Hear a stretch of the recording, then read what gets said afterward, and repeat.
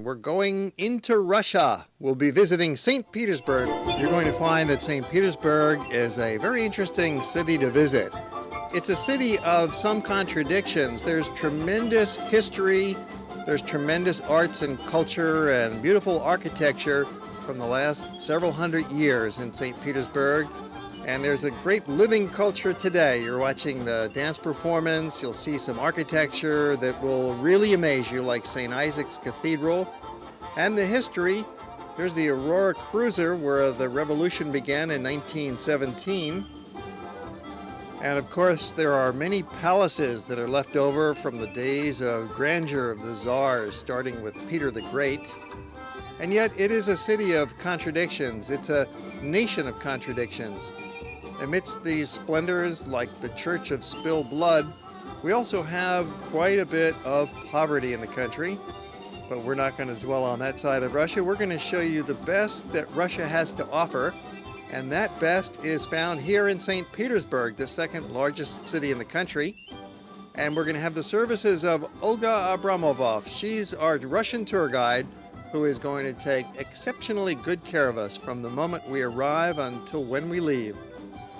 We stay in St. Petersburg for 4 nights as part of our tour of Northern Europe that takes in Scandinavia. We do Helsinki, Finland, and we begin here in St. Petersburg. So we've got about 3.5 days to see the site. And from our hotel room, we had quite a view of the Neva River and the Aurora cruiser, historic ship where the revolution began in 1917 when the Bolsheviks took over. A view of the Cathedral of St. Isaac we'll have a closer look at on our city tour, which is about to begin. After breakfast, we board the bus and Olga takes over and brings us around St. Petersburg. After Lenin's death, it was renamed Leningrad to the orders of Stalin. Until recently it was Leningrad, and was renamed St. Petersburg after the results of the referendum. So the city was given its original name, St. Petersburg. The city is located on about 100 islands. The city is crisscrossed in all directions by rivers and canals.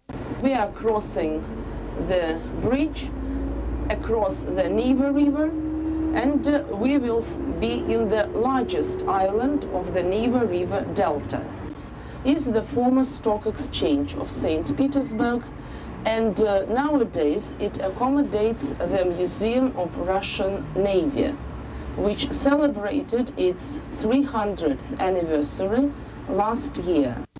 They are the 19th century lighthouses. Lighthouses because St. Petersburg has always been an important port for Russia. Nice to get off the bus and get some fresh air, stretch our legs, pick up some souvenirs already, buy some postcards. St. Petersburg is on a muddy delta of the river. When it was first built, there were no stones available for construction, so they came up with an ingenious solution. They did not have any stones in this area. They had to introduce the so-called stone tax, and everybody coming to St. Petersburg by foot had to bring 1 stone with him. Those coming by horse, by cart, had to bring 10, and by the barge would be 100. And from here you can reach Moscow through the system of canals, and we have such cruise ships going from St. Petersburg to Moscow and go even further in the direction to the Black and Caspian Sea. And we have come to a very beautiful square with monument to Peter the Great in the center of this square. And they say it's the most beautiful sculpture in St. Petersburg, and in literature it is known as the Bronze Horseman. The snake under the horse's hind legs symbolizes the difficulties which Peter had to overcome in his reign, bringing Russia through many economic and political reforms. Of course, the yellow buildings in the back were the Russian Senate or the Ministry of Legislation. And now we shall see the horse riding manege of the St. Petersburg offices, 19th century, on your right. The St. Isaac's Cathedral you will see now on your left. And we are going to make a stop in front of St. Isaac's Cathedral so that you can walk around this square. We shall give you more time here, some 15 minutes again, and you will be able to photograph the cathedral. It was built for 40 years. From 1818 it was started. They consecrated the cathedral in 1858 in the reign of the Russian Tsar Alexander II. Officially, St. Isaac's was regarded as the main church of Russia. The dome is covered with gold.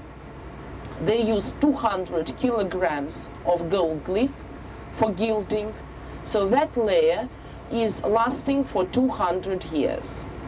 325 feet high. The columns around the cathedral are one-piece columns. So they cut them out of granite rocks in a very time-consuming way. And I was very much surprised to know that if you want a real good quality column, they still use today the same method. They have sometimes service, not regularly, but they are beginning to have the service here. And the architect of this cathedral is Etienne Montferrand, French architect, who was invited by Alexander I of Russia from Paris. They also arrange such tours here, the canals tours. Then you will really feel that St. Petersburg is similar to Venice in many ways, because you will be going under bridge every 5 minutes. One of the defining events in the history of the city was the Siege of Leningrad, it's called, during World War II, when the Germans bombarded the city for 3 years. Many buildings were destroyed, and it was one of Hitler's orders to raise the city to the ground. So this is exactly what his artillerymen were doing. They even brought here the long-range guns, and they were shelling and bombing the city non-stop. The city received over 500,000 bombs and shells. Over 10,000 buildings were destroyed. So what you are seeing today during the city tour is the restoration work. The city was restored beginning from the right after the war, from 1945. And they did lots of preservation work, of course. And from here begins the main street of the city, Nevsky Prospect. It's about 3 miles long. We shall drive by the main street of St. Petersburg, the Nevsky Prospect, to give you the idea of the main thoroughfare.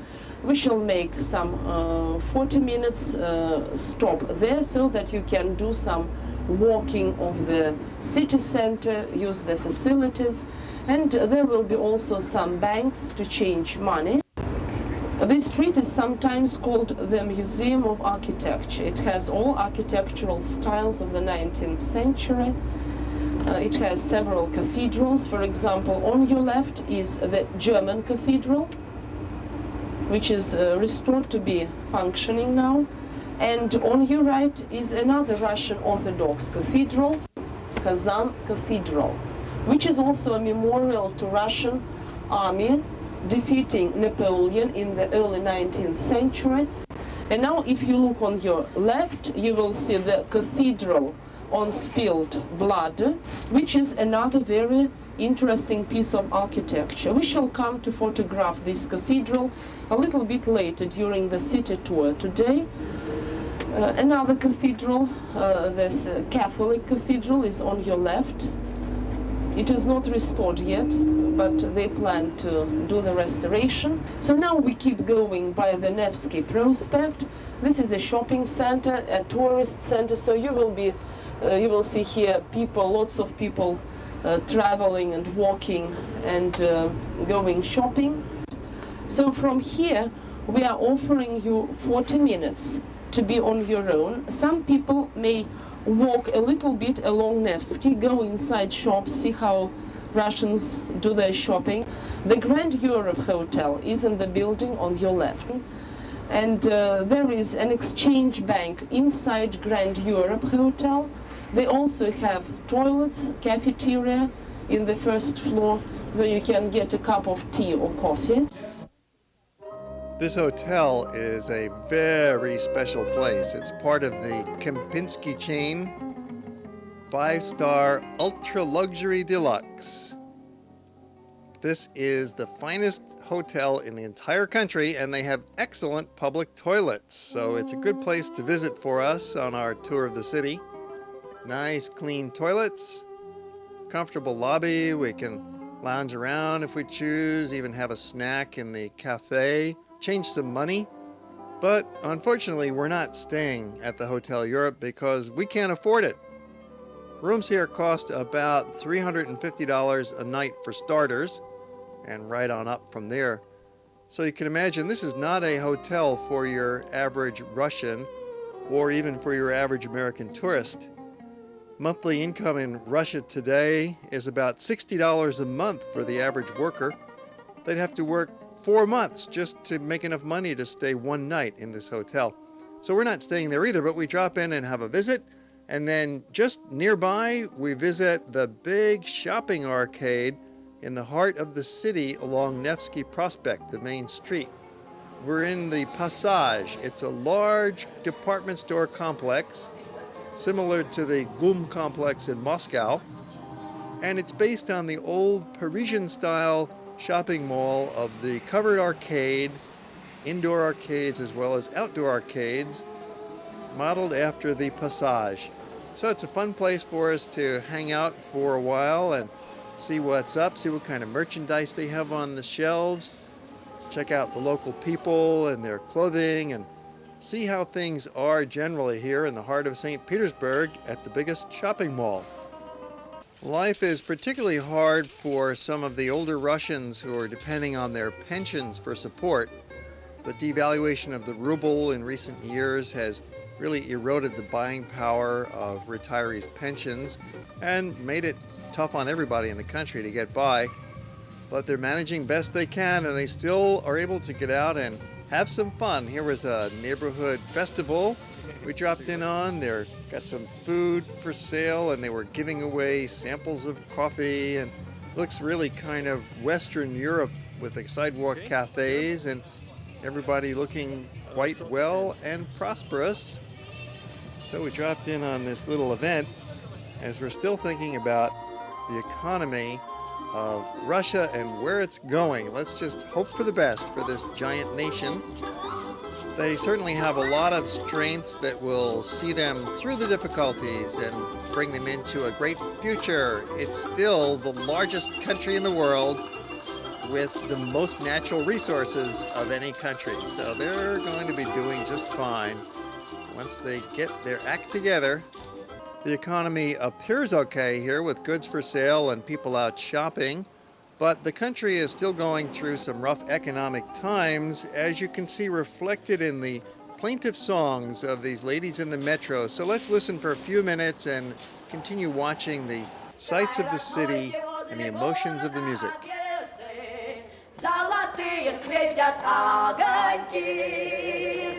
В тумане скрылась милая Одесса, золотые огоньки, не горюешь, ненаглядные невесты, все неволе вышли моряки, не горюешь, ненаглядные невесты, все неволе вышли моряки.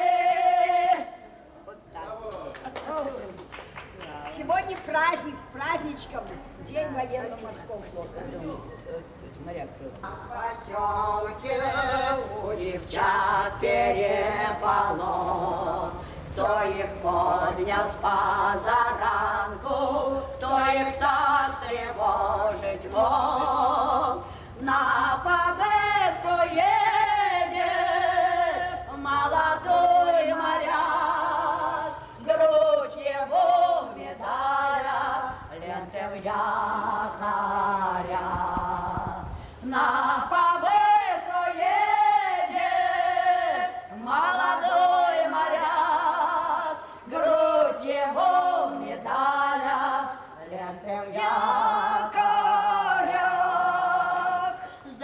Полипой за кассадором стали девушки гурьбой.